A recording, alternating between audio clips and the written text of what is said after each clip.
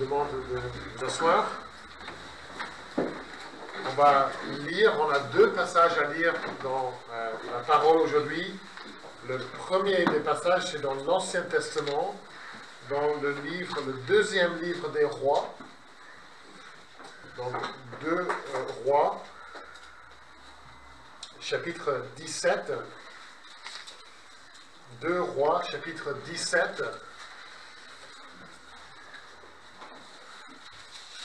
Et est-ce que quelqu'un peut devenir à quel verset on va commencer notre lecture? On ne va pas lire tout le chapitre. Regardez les titres dans votre Bible et on commence au verset 24. Pour comprendre qui sont les Samaritains. On va en parler aujourd'hui. Il faut qu'on comprenne bien qui ils sont. Donc à partir du verset 24 de ce 17e chapitre du deuxième livre des rois. Le roi d'Assyrie fit venir des gens de Babylone, de Kouta, d'Ava, de Hamath et de Sepharvaïm. Il les fit habiter dans les villes de Samarie à la place des Israélites. Ils prirent possession de Samarie et habitèrent dans ces villes. Lorsqu'ils commencèrent à y habiter, ils ne craignaient pas l'Éternel, et l'Éternel envoya contre eux les lions qui les tuaient. On dit au roi d'Assyrie, les nations que tu as déportées et que tu as fait habiter dans les villes de Samarie ne connaissent pas les religions du Dieu du pays, et il a envoyé contre elles les lions qui les font mourir, parce qu'elles ne connaissent pas la religion du Dieu du pays. Le roi d'Assyrie donna cet ordre. Faites aller là-bas un des sacrificateurs que vous avez déportés de là, qu'il aille y habiter, et qui leur enseigne la religion du Dieu du pays. Un des sacrificateurs qui avait été déporté de Samarie, en Babylone, vint habiter à Bethel et leur enseignait comment ils devaient craindre l'Éternel. Mais les nations firent chacune leur Dieu. Donc on a plusieurs nations qui sont envoyées vivre en Samarie. Il y a le roi qui dit non, il faut qu'ils apprennent la religion du pays, de leur Dieu, de Dieu. Donc il y a quelqu'un qui est envoyé et ils disent bon, ok, on comprend ça, mais on veut quand même garder notre propre religion. Donc dans la Samarie, il y a vraiment un mélange de croyances, un mélange de Dieu et de religion. Alors verset 29 encore. Mais les nations firent chacune leur Dieu, elles les placèrent dans les maisons des hauts lieux bâtis par les Samaritains, dans les villes où chacune des nations habitait. Les gens de Babylone firent Sukkot-Benout, des gens de Kout firent Nergal, des gens de Hamath firent Ashima. Ceux de Ava firent Niphaz et Tartak. Ceux de Sepharvaïm brûlaient leurs fils par le feu en l'honneur d'Adramalek et de Anamalek, dieu de Sepharvaïm. Ils craignaient aussi l'Éternel, et ils instituèrent pour eux des sacrificateurs de hauts lieux pris un peu partout. Ces sacrificateurs étaient en activité pour eux dans les maisons des hauts lieux. Ainsi, ils craignaient l'Éternel, mais rendaient en même temps un culte à leur propre Dieu, après la coutume des nations d'où on les avait déportés. Ils pratiquent jusqu'à aujourd'hui leur premier usage. Ils ne craignent point l'Éternel et ne pratiquent ni leurs prescriptions et leurs coutumes, ni la loi et les commandements donnés par l'Éternel au fils de Jacob, qu'il appela du nom d'Israël. Et on arrête cette lecture-là. Donc vous comprenez un petit peu l'arrière-plan des Samaritains et on peut imaginer pour les Juifs pieux, pour les Juifs qui voulaient garder leur religion pure, que c'est vraiment une abomination, cette religion des Samaritains. Et puis, dans le livre des Actes, Actes chapitre 8,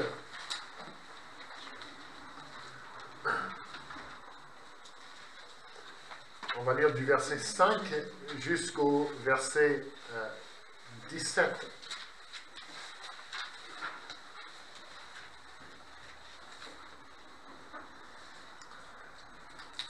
Philippe, acte 8, 5 à 17. Philippe, descendu dans la ville de la Samarie, y prêcha le Christ. Les foules, d'un commun accord, s'attachaient à ce que disait Philippe, en apprenant et voyant les miracles qu'il faisait. Car des esprits impurs sortaient de beaucoup de démoniaques en criant d'une voix forte. Et beaucoup de paralytiques et de boiteux furent guéris. Il y eut une grande joie dans cette ville. Un homme du nom de Simon, qui se trouvait déjà auparavant dans la ville, exerçait la magie, provoquait l'étonnement du peuple de la Samarie qui se disait quelqu'un de grand. Tous, depuis le plus petit jusqu'au plus grand, s'attachaient à lui et disaient « Celui-ci est la puissance de Dieu, appelée la grande. » Ils s'attachaient à lui parce qu'il les avait assez longtemps étonnés par ses procédés magiques. Mais quand ils ont cru à Philippe, qui leur annonçait la bonne nouvelle du royaume de Dieu et du nom de Jésus-Christ, hommes et femmes se firent baptiser. Simon lui-même crut aussi, et après avoir été baptisé, il ne quittait plus Philippe et voyait avec étonnement les grands signes et miracles qui se produisaient. Alors, tout ça se passe en Samarie. Alors, c'est quoi la réaction à Jérusalem? Ça, c'est la clé. Quand les apôtres qui étaient à Jérusalem apprirent que les habitants de la Samarie avaient reçu la parole de Dieu, ils leur envoyèrent Pierre et Jean. Ceux-ci, descendus chez eux, prièrent pour eux afin qu'ils reçoivent l'Esprit Saint. Car il n'était encore descendu sur aucun d'eux. Ils avaient seulement été baptisés au nom du Seigneur Jésus. Alors Pierre et Jean leur imposèrent les mains et ils reçurent l'Esprit Saint. Amen. Et nous demandons à Dieu de bénir la prédication, la lecture et la prédication de cette parole. Je vous invite à garder ce passage ouvert devant vous. On va prier avant de le méditer ensemble. Seigneur, merci pour ta parole qui est une lumière à nos pieds, une lampe à nos sentiers, à notre sentier. Merci pour la vie que nous trouvons dans ta parole, pour comment elle nous montre la vérité, elle nous explique la vérité. Sans ta parole, nous serions dans les ténèbres spirituelles.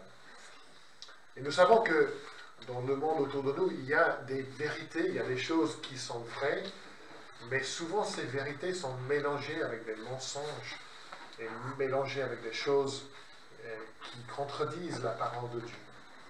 Et nous avons besoin de discernement. Nous avons besoin de discernement pour comprendre ce qui est la volonté de Dieu, ce qui est la vérité telle que toi tu la donnes. Et aide-nous à comprendre que ce que toi tu dis, tout est vrai.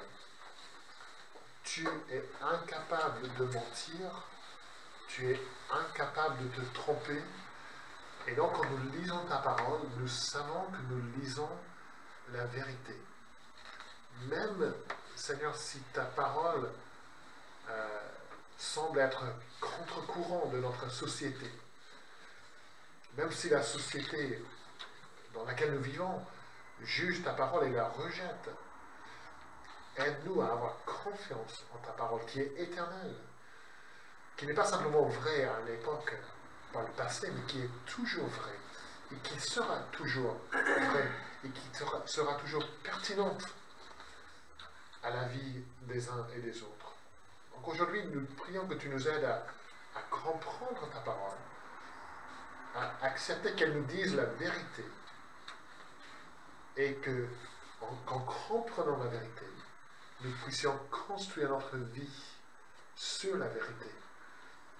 Nous pensons à Jésus qui a dit que la personne qui écoute ses paroles et qui les met en pratique est comme un homme sage qui construit sur le roc. Et nous voulons construire sur le roc qui est la parole de Dieu, qui nous révèle Jésus-Christ. Donc aide-nous aujourd'hui, en écoutant ta parole, à construire sur le roc de la vérité, le roc de la vérité.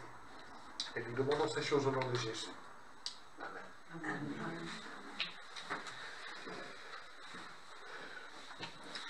Alors, en tant que prédicateur de la parole de Dieu, je suis pleinement convaincu de l'importance de ce qu'on appelle la prédication textuelle suivie. Alors, qu'est-ce que c'est la prédication textuelle suivie? C'est une façon de prêcher où on prend un livre de la Bible et on commence au début du livre et on prêche jusqu'à la fin du livre. On peut des fois faire une pause parce que ça serait long quand même de commencer au début du livre des psaumes et aller jusqu'à la fin.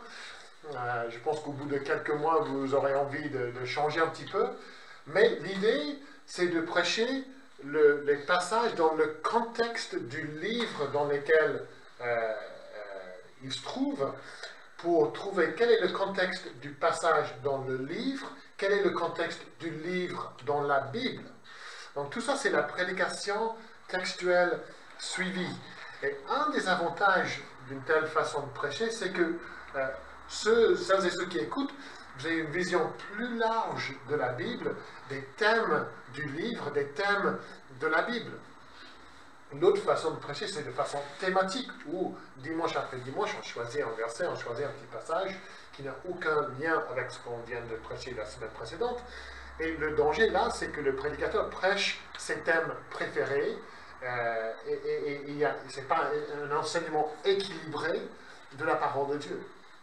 Mais un des inconvénients de cette façon de prêcher, c'est que des fois on tombe sur un passage et on dit, mince, qu'est-ce que ça veut dire ce passage? Et si on avait le choix, on dirait, je ne vais pas prêcher ça, je vais sauter ça, mais non, je m'engage à prêcher le livre des Actes du début à la fin. Donc s'il y a des passages qui sont compliqués à comprendre, bah, tant pis, il faut les prêcher. On ne peut pas dire, bah, j'aime pas trop ce que ce passage veut enseigner, donc je vais sauter ça. Non, on n'a pas le droit, on n'a pas le droit. On prêche toute la parole de Dieu. Et ce matin, nous arrivons à un tel texte, un tel passage dans Actes chapitre 8. C'est un passage qu'on débat beaucoup dans l'Église et qui peut nous rendre confus si nous le comprenons mal. Alors, je parle de quoi exactement? Je ne parle pas de l'annonce de l'Évangile dans la Samarie. Ça, c'est incontestable. Jésus est prêché, les Samaritains s'attachent à la parole, s'attachent à Jésus qui est prêché dans la parole, ils se convertissent. Je ne parle pas de ça. Je ne parle pas des miracles qui confirment l'autorité de Philippe. Là, il n'y a pas de problème avec ça. Ça, ce n'est pas contesté, on ne débat pas ça. Je ne parle pas non plus de Simon le magicien. On va parler de lui dimanche prochain. Mais l'enseignement sur lui, c'est assez clair.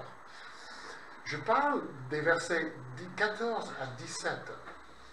Parce que dans ces versets, il y a quelque chose d'étrange qui se passe. Et nous devons essayer de comprendre ce qui se passe. Les Samaritains acceptent la parole de Dieu. Ils se repentent, ça en soi, parce qu'ils se tournent de Simon vers Jésus, il y a de la repentance. Il y a une grande joie, on voit ça au verset 8. Mais le verset 16 nous dit quelque chose de bizarre. Que l'Esprit Saint n'était encore descendu sur aucun d'eux. Ce n'est pas ce qui s'est passé à la Pentecôte, où tout de suite l'Esprit était descendu. Alors, qu'est-ce qui se passe ici? Pourquoi est-ce qu'il y a un délai? Pourquoi est-ce que Dieu semble tarder à envoyer son Esprit? Certes, c'est l'Esprit qui œuvre dans le cœur des Samaritains pour les convaincre de la vérité, mais ils n'ont pas encore reçu la plénitude de l'Esprit. Et il faut que l'Église à Jérusalem envoie 2 grands apôtres afin que les Samaritains reçoivent l'Esprit. Et nous devons poser la question, pourquoi les Samaritains doivent-ils attendre pour recevoir l'Esprit? Est-ce que, et voici la question clé, est-ce que c'est une expérience normale qui est partagée par tous les chrétiens depuis, où on est sauvé, et peut-être, un certain temps après, on reçoit le baptême du Saint-Esprit, ou est-ce que c'est une expérience exceptionnelle, particulière, dans le contexte particulier de ce livre? Il y a des chrétiens qui enseignent que le Saint-Esprit n'est pas reçu, n'est pas donné au moment de la conversion. Ils disent que les Samaritains ici sont sauvés, mais qu'ils doivent attendre pour recevoir le Saint-Esprit par l'imposition des mains des apôtres. Selon eux, il y a une deuxième expérience que nous devrions désirer et rechercher. Ce qu'on appelle un baptême du Saint-Esprit, qui mène à une vie plus spirituelle, plus avancée, plus profonde, souvent accompagnée par des dons miraculeux comme le parler en langue. Selon eux, ce passage décrit ce qui est normal dans la vie chrétienne de tous. Selon eux, il y a deux niveaux de chrétiens. Ceux qui sont simplement convertis, donc qui nous regardaient, ils diraient, vous êtes simplement des chrétiens qui ont été convertis, mais vous n'avez pas encore reçu cette deuxième bénédiction, ce deuxième baptême du Saint-Esprit. Ça, vous devez rechercher, vous devez désirer ça. Et leur argument est largement basé sur ce qui se passe dans ce passage. Les Samaritains croient, ils sont nés de nouveau, mais c'est plus tard qu'ils reçoivent le baptême du Saint-Esprit. C'est une bénédiction ultérieure, une expérience ultérieure. Alors, est-ce légitime de voir comme ça? Ou est-ce qu'il y a quelque chose d'autre qui se passe dans ce passage? Nous voulons répondre à la question ce matin. Pourquoi le Saint-Esprit est-il déversé à un moment ultérieur? Pourquoi les Samaritains doivent-ils attendre la visite des apôtres pour recevoir le Saint-Esprit? Pourquoi est-ce que Dieu les fait attendre? Est-ce normatif? Quand je dis normatif, c'est-à-dire, est-ce que c'est la norme pour tous? Est-ce que Dieu agit de cette manière d'habitude, normalement? Ou est-ce que Dieu veut nous enseigner quelque chose d'autre par ce délai dans la venue du Saint-Esprit? Et ça, honnêtement, c'est toute la difficulté avec le livre des Actes. Luc nous raconte ce qui s'est passé il y a 2000 ans, lors d'une période unique dans l'histoire de l'Église. Ce livre décrit les actes des apôtres, mais il n'y a plus d'apôtres aujourd'hui, donc il faut faire très attention avant de dire ce qui s'est passé dans le livre des actes. Nous devons nous attendre à voir exactement la même chose de nos jours. On n'a plus d'apôtres aujourd'hui. Le livre des actes décrit une période où l'évangile est annoncé pour la première fois à grande échelle sur les Samaritains et dans le monde païen. Ça, ce n'est plus le cas. C'était le début de l'ère du Nouveau Testament, de l'Église du Nouveau Testament. Et cette expansion inédite de l'Église a été accompagnée par des manifestations de la puissance de l'Esprit pour valider le message annoncé par les apôtres.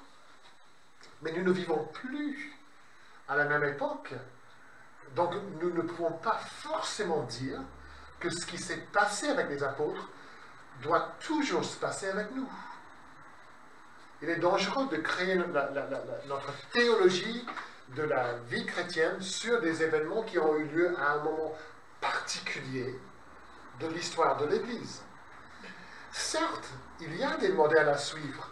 Nous ne pouvons pas dire « Ah ben là, tu dis que dans l'Église du livre des Actes, il y avait de l'évangélisation, mais ça, c'était pour cette époque-là, donc maintenant, on n'a plus besoin. » Non, il y a certaines choses que nous voyons dans le livre des Actes et que nous voyons partout dans le Nouveau Testament, donc qui sont la norme pour la vie chrétienne, pour la vie de l'Église, puisque nous trouvons ces choses partout dans les Écritures. Ce sont des choses que nous voyons ailleurs. Mais quand il s'agit d'un passage comme le passage ce matin, nous regardons le contexte dans l'histoire de la rédemption, dans l'histoire de l'Église, l'histoire de l'expansion du royaume de Dieu.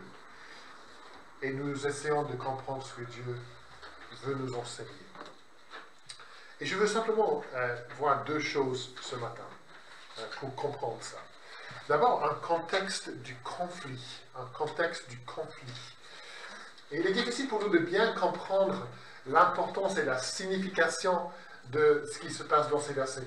L'évangile de Jésus-Christ est prêché par des chrétiens d'origine juive et il est prêché aux Samaritains. Ça, c'est énorme. Pendant des siècles, les Juifs et les Samaritains ont été d'amers ennemis. Ils se haïssaient, ils se méprisaient.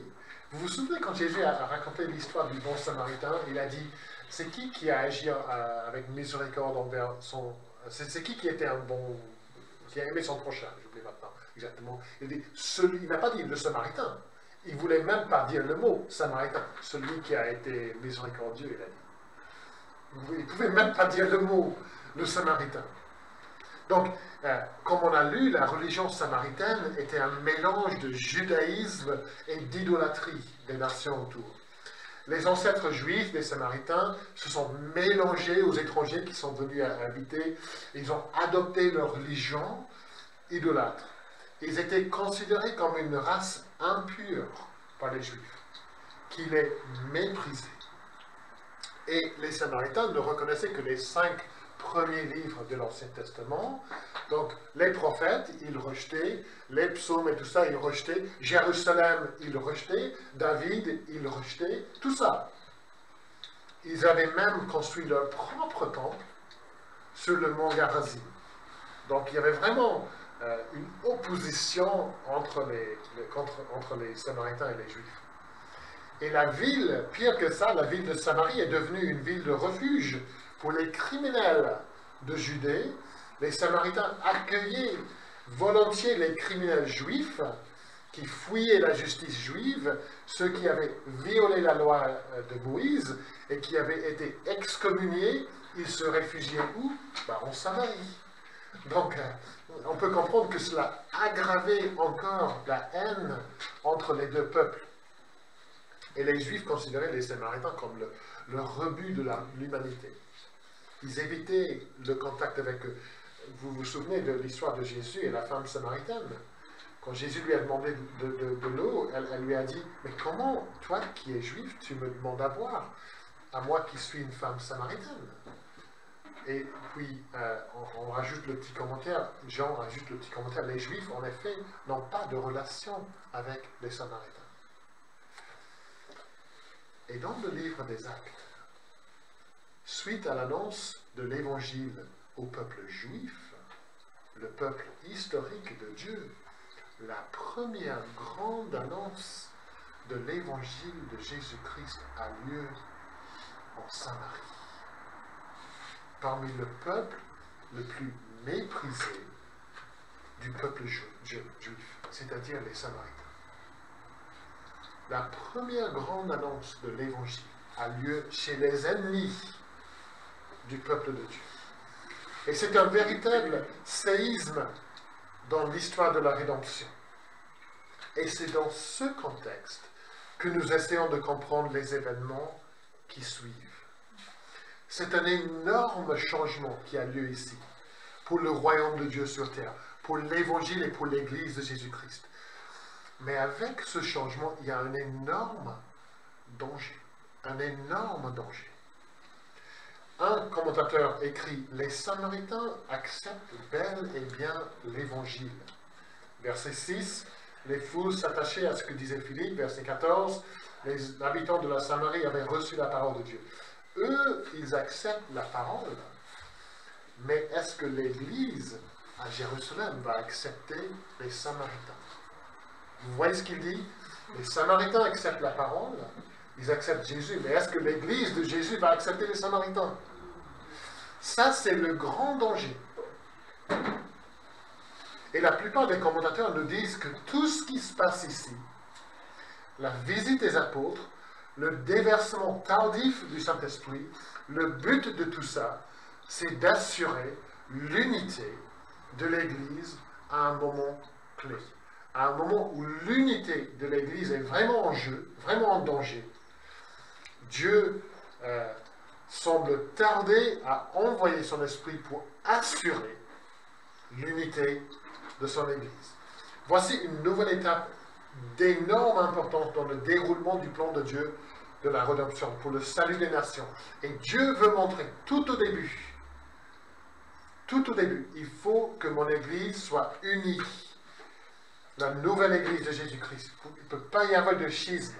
Il faut une Église unie. Étant donné le contexte du conflit entre les Samaritains et les Juifs, sera-t-il possible d'avoir une seule Église unie? Et avec toute l'animosité entre les peuples, sera-t-il possible que ces deux peuples deviennent un seul peuple? Ne serait-il pas plus facile de créer une Église pour les Juifs et une Église pour les Samaritains? Une Église différente pour les chrétiens d'origine juive et une Église différente pour les chrétiens d'origine samaritaine. Le corps de Jésus sera-t-il déchiré en deux? Et la réponse de Dieu est clairement non. Dieu ne veut pas qu'il y ait un schisme de l'Église. Donc ça, c'est la première chose que nous voyons. Un contexte de conflit. La deuxième chose que nous voyons, c'est une unité affirmée. Une unité affirmée. Regardez les événements du verset 14 jusqu'au 24. On va juste mentionner le verset 24, sans regarder tout ce qui est entre 17 et 24. Et voyons comment Dieu affirme l'unité de l'Église. D'abord au verset 14. L'Église à Jérusalem entend parler de ce qui se passe dans la Samarie. Ils apprennent que les Samaritains ont reçu la bonne nouvelle. Et l'Église à Jérusalem envoie qui? Pierre et Jean, deux des apôtres les plus importants, les apôtres les plus proches de Jésus. Ça, c'est très important de noter ça. Ce n'est pas n'importe qui est envoyé. Les deux apôtres qui avaient été derrière l'énorme conversion, le grand nombre de conversions à Jérusalem. Pierre, à qui Jésus avait donné les clés du royaume, vous vous souvenez? Pour confirmer, pour établir l'authenticité des conversions dans chaque nouvelle étape de la construction de l'Église. C'est Pierre qui confirme la conversion des Samaritains. C'est Pierre qui confirme aussi l'avancement du royaume chez les païens, au chapitre 10 et 11, on va voir ça plus tard. Pierre est envoyé pour confirmer que c'est les Samaritains et puis les païens qui fassent bel et bien partie de l'Église. La présence de ces deux apôtres les plus importants, envoyés de Jérusalem, et n'oubliez pas que les Samaritains ne reconnaissaient pas l'autorité de Jérusalem. Envoyés de Jérusalem dans la Samarie est une façon de confirmer l'authenticité de leur foi, et pour l'Église à Jérusalem, et pour l'Église en Samarie. Les deux églises, les deux groupes ont besoin d'entendre ça. Et puis au verset 15, il nous dit que Pierre et Jean arrivent, non pas pour mener une enquête, pour voir si leur foi est bien solide et authentique. Ils ne viennent pas pour vérifier que Philippe ait bien expliqué l'Évangile. Est-ce que peut-être que Philippe, ce n'est pas un apôtre, donc on aura peut-être besoin de donner quelques cours de théologie, juste pour être sûr qu'ils comprennent bien. Non, ce n'est pas pour ça qu'ils viennent. Le verset 15 nous dit qu'ils viennent pour prier afin qu'ils reçoivent l'Esprit Saint. Ils viennent exprès pour ça. Et verset 17, alors Pierre et Jean leur imposent les mains et ils reçurent l'Esprit Saint. Et voici que les Samaritains sont accueillis publiquement dans l'Église de Jésus-Christ par les apôtres les plus importants de l'Église de Jérusalem. Leur conversion et leur foi sont confirmées publiquement par les chefs de l'Église à Jérusalem. Qu'il n'y ait pas de doute. Le salut est venu qui est venu dans la Samarie est aussi authentique que le salut qui est venu à Jérusalem. Au chapitre 2. En déversant son Saint-Esprit par la main des apôtres, en la présence des apôtres, Dieu, si vous voulez, accorde le label de qualité au salut des Samaritains. C'est authentique, qu'il n'y ait pas de doute. Et le verset 25, nous n'avons pas lu, mais le verset 25 nous dit que Pierre et Jean, ils retournèrent à Jérusalem. Et qu'est-ce qu'ils auraient raconté à l'église à Jérusalem? Ils auraient confirmé que l'œuvre de Dieu, oui, même en Samarie, est bel et bien une œuvre authentique. Comprenez bien, même les Samaritains font partie du corps du Christ. Ceux qui étaient nos ennemis sont désormais nos frères et nos sœurs.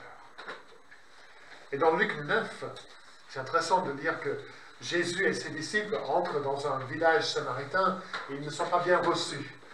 Et c'est Jean qui se tourne à Jésus et qui dit à Jésus, « Seigneur, veux-tu que nous disions au feu de descendre du ciel et de les consumer ?» Jean demande à Jésus, « Est-ce qu'on peut faire brûler ces Samaritains ?»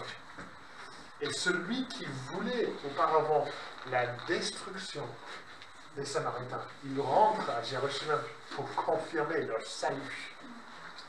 C'est un énorme changement que Dieu effectue. Jean va raconter tout ça à l'église à Jérusalem. Et dans l'église à Jérusalem, il n'y aura pas d'amertume, pas de suspicion. Ils pourront passer l'éponge sur le passé, sur les différences du passé. Pas facile. C'est pour ça qu'il fallait quelque chose de visible, de public, pour confirmer ce qui s'est bien passé en Samarie. Ils pourront maintenant accueillir les Samaritains comme des frères et des sœurs en Christ.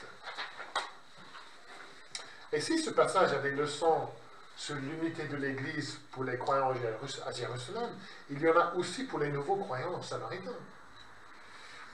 Il y a des choses qui rassurent les Samaritains ici. Ils ont reçu la parole comme les chrétiens à Jérusalem l'ont reçue. Ils ont reçu maintenant l'Esprit accompagné sans doute par des signes miraculeux, parce que Simon voyait l'effet du Saint-Esprit et il voulait pour lui-même. Donc peut-être qu'il parlait en langue, on ne sait pas. Mais il y avait quelque chose de visible qui se passait que Simon voulait pour lui-même. Donc ils ont reçu la parole, ils ont reçu le baptême, et puisque ces choses sont vraies, ils ne pourront pas être vus comme des chrétiens de deuxième ordre, un peu moins importants que les chrétiens à Jérusalem.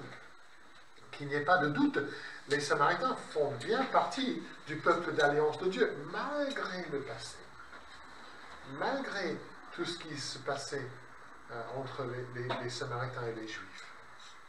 Pas besoin de sentiment d'infériorité dans l'Église.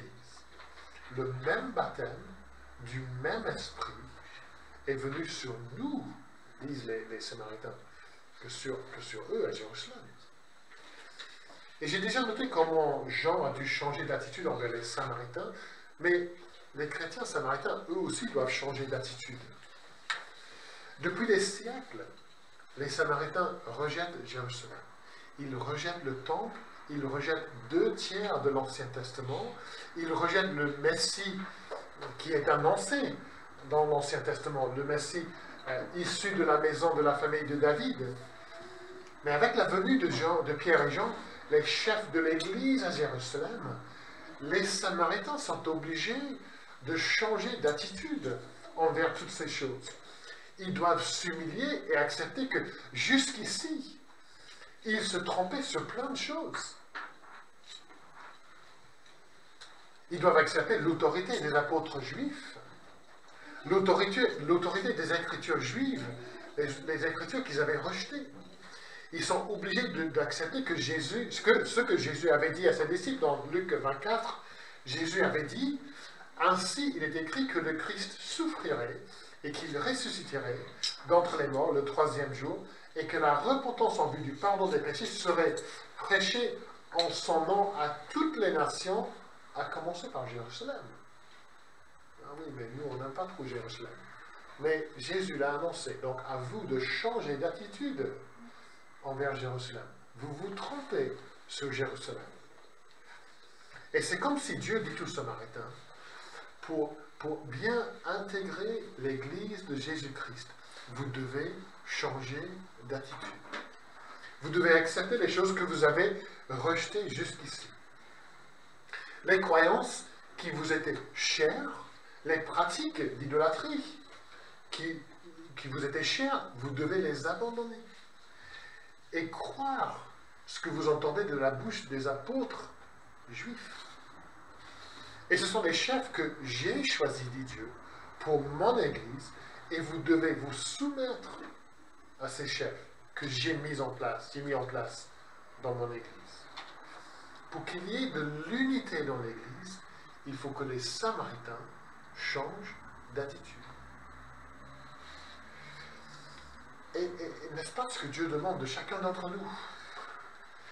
Nous ne sommes pas libres de dire que nous sommes chrétiens et puis de croire ce que nous voulons sur la personne de Jésus, sur l'œuvre de Jésus.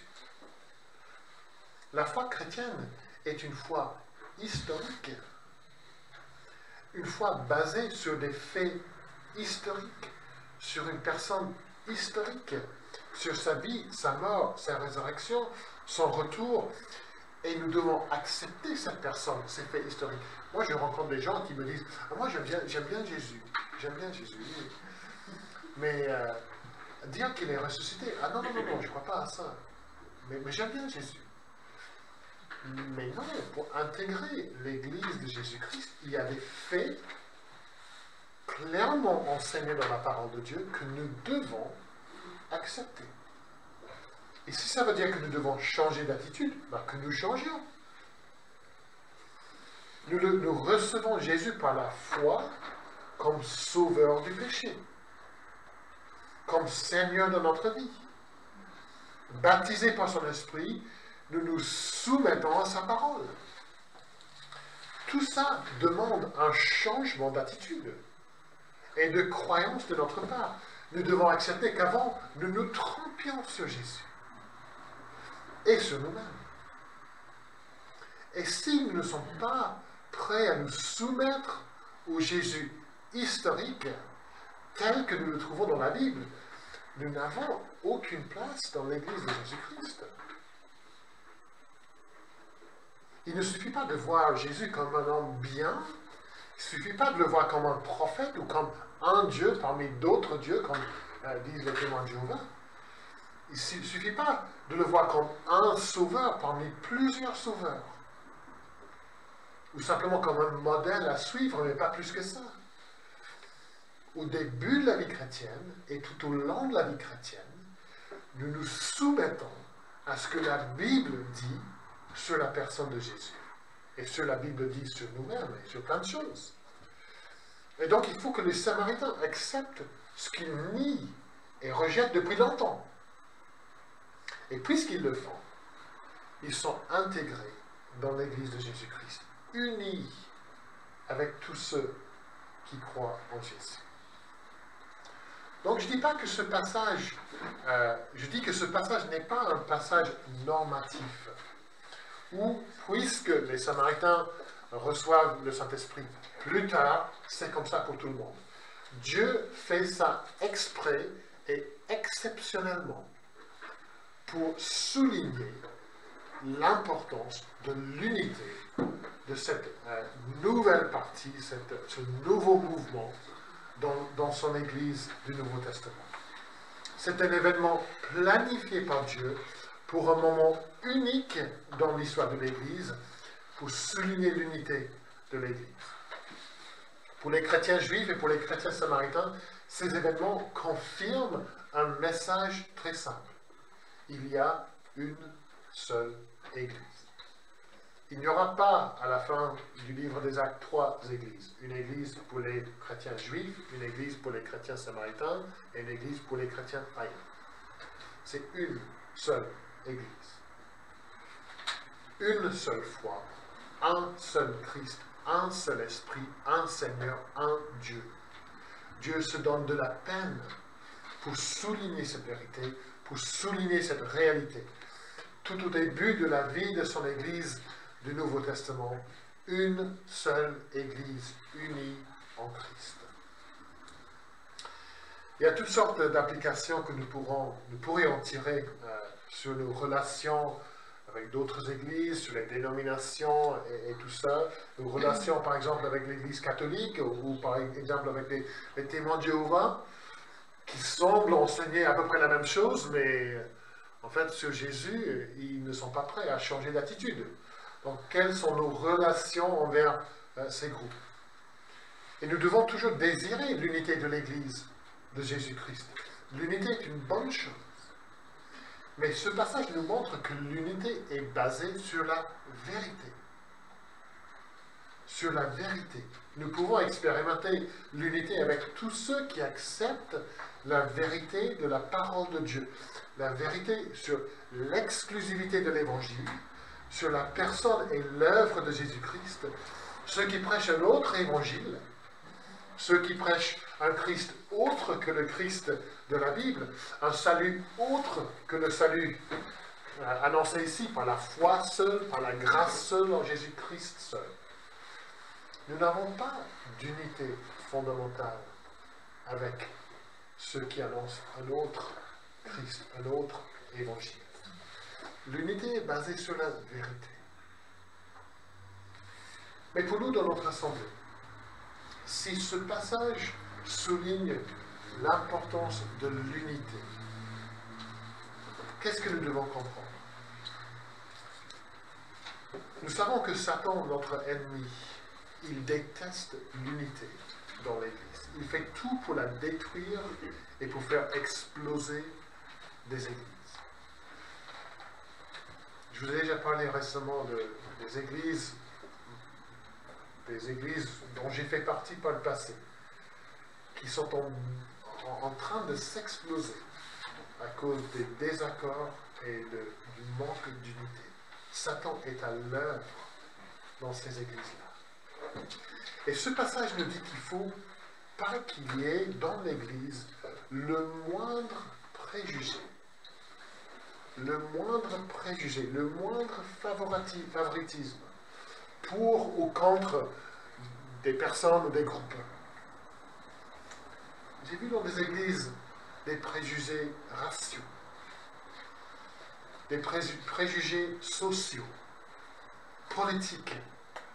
Je peux avoir un préjugé contre quelqu'un qui ne vote pas comme moi. On voit ça surtout aux États-Unis, je pense. Républicains, démocrates. T'as voté qui? Des préjugés. On peut avoir des préjugés contre les gens qui n'ont pas le même niveau social que moi, qui n'ont pas le même niveau d'éducation que moi, qui ne s'habillent pas comme moi, qui n'ont pas les mêmes goûts. Et une toute petite fissure peut devenir cassée. J'ai sorti des pots du garage cette semaine pour mettre des fleurs dedans. J'ai retrouvé un beau pot qu'on avait acheté en Irlande. On a deux bons pots. Après tout ce qui est plastique, mais là, il y a deux pots qui sont bien. Là, j'ai vu une fissure. J'ai dit, oh non! Et ça va de là, jusque là. Et je dis, mince, un jour, ça va s'éclater. Et on peut trouver une toute petite fissure dans l'Église. Et si on ne règle pas ça, trop tard, ça va faire éclater l'Église en morceaux. Dans notre Église, nous pouvons facilement mépriser les gens qui ne sont pas comme nous. Nous pouvons être lents à accueillir les gens qui sont différents. Nous sommes plus à l'aise avec les personnes que nous connaissons. Dans notre Église, il y a de différentes nationalités, différentes langues, mais nous sommes une seule Église. Et nous voulons être une Église unie. Aucune de ces différences que je viens de mentionner ne doit influer sur l'unité que nous avons en Christ. Jésus-Christ est mort pour les riches et pour les pauvres. Il est mort pour les noirs et pour les blancs. Il est mort pour ceux qui ont quitté l'école à 14 ans et ceux qui ont fait leur doctorat. Car Dieu a tant aimé les riches. Car Dieu a tant aimé les bien éduqués. Dieu a tant aimé le monde. Le sang de Jésus couvre le péché des anglophones autant que le péché des francophones. Par sa mort, Jésus a racheté des gens de droite et des gens de gauche. Regardez les gens autour de vous. Nous sommes sauvés par la même grâce, par la même foi, en le même Sauveur, donné par le même Dieu, effectué par le même Esprit. Et ce passage nous montre que si les différences énormes entre Juifs et Samaritains ne comptaient pour rien dans l'Église de Jésus-Christ, comment pourrions-nous laisser de toutes petites différences nous diviser?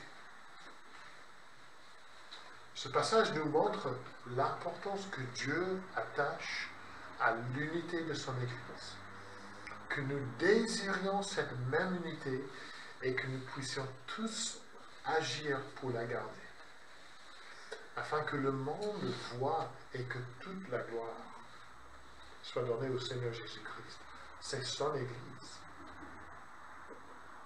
C'est sa gloire, son renom qui est en jeu. Que Dieu nous garde unis pour rendre gloire à notre Seigneur qui nous a sauvés.